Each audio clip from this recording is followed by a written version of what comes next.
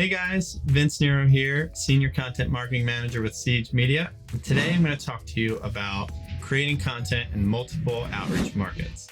So, what's an outreach market? It's a sect of markets, or a sect of websites, I guess, that are going to be open to sharing content in. A linkable outreach market is one that's specifically open to external content. And I actually did a whole video on linkable outreach markets and how you can identify them. I'll put it in the show notes so you can check it out. So I'm going to list out a list of outreach markets that we've come up with here at Siege and we've used. And then also Citation Labs has done some great posting about. So I'll list them here, and I've kind of grouped them in two areas. One is those types of linkable markets that are more open for like ultimate guide type pieces that are going to live on resource pages. So stuff like veterans or senior citizens, versus the other one is more open to like shareable assets. So that's stuff like pet care, productivity bloggers, small business bloggers, eco-friendly bloggers. Typically it's just bloggers in general are going to be more open to sharing like those assets, pictures, graphical things, rather than just listing a link on a page. So how can you identify those linkable outreach markets that work for you? Easiest way is to check what your competitors are doing. So I like to use Ahrefs, and you go put your domain in there of your competitor, go to Best By Links, and just kind of look at the best stuff that's working for them.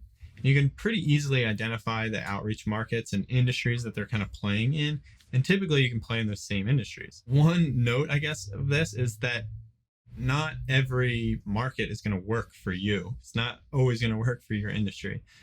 So you still want to kind of do the due diligence before you kind of jump into this. But again, I just wanted to note that because, you end up with those pieces sometimes where a person or a blog will host some piece that doesn't have anything to do with what they're writing about actually. So once you've identified your core outreach market, you're going to go into this 3-step process. So first step is going to be choosing that main topic that works in your industry. So let's say we're a lawn care service or like landscape. Our topic is going to be lawn care. Now, step 2 is going to be choosing that first linkable market. So think of it like a math equation. So you got your topic here, which is lawn care, and we're going to go with our first linkable market, let's say the pet bloggers, pet industry. So then come up with a content piece that worked there.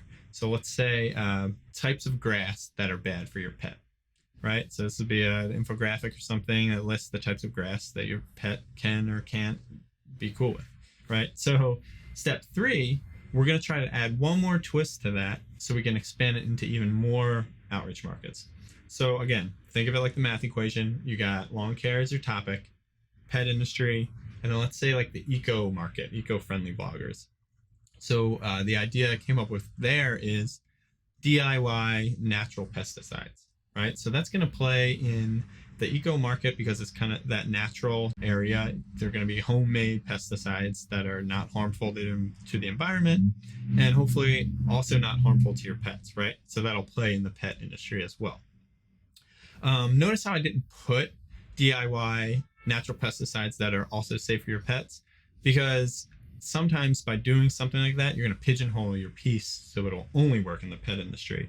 But by keeping it a little broader, you can play in those different arenas. And that's key because that's the whole idea, is expanding your piece into the multiple outreach markets. Just kind of think of it as this math equation, and you could either do this in the ideation phase while you're brainstorming, or work backwards when you're looking at what the competitors are doing, kind of working backwards to see where their pieces fit and maybe, deconstruct it to see how it fits in those different outreach markets. So that's basically it. I want to leave you with one more thing, and that's how you can decide when this won't work for you. I know I said earlier that not every outreach market is going to work for every industry. It'll be pretty clear if you start getting links from sites where your consumers or your customers just simply don't ever go to, right? You always want to make sure that you're getting links and building a link profile in those areas and industries where your customers are playing.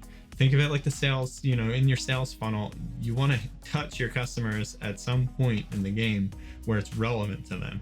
So if you're getting a bunch of links from sites that aren't relevant to you at all, none of this is going to make any sense. It's going to end up hurting you in the long run anyway. If you guys liked it, please give us a thumbs up, subscribe, leave any questions or comments, and thanks for watching.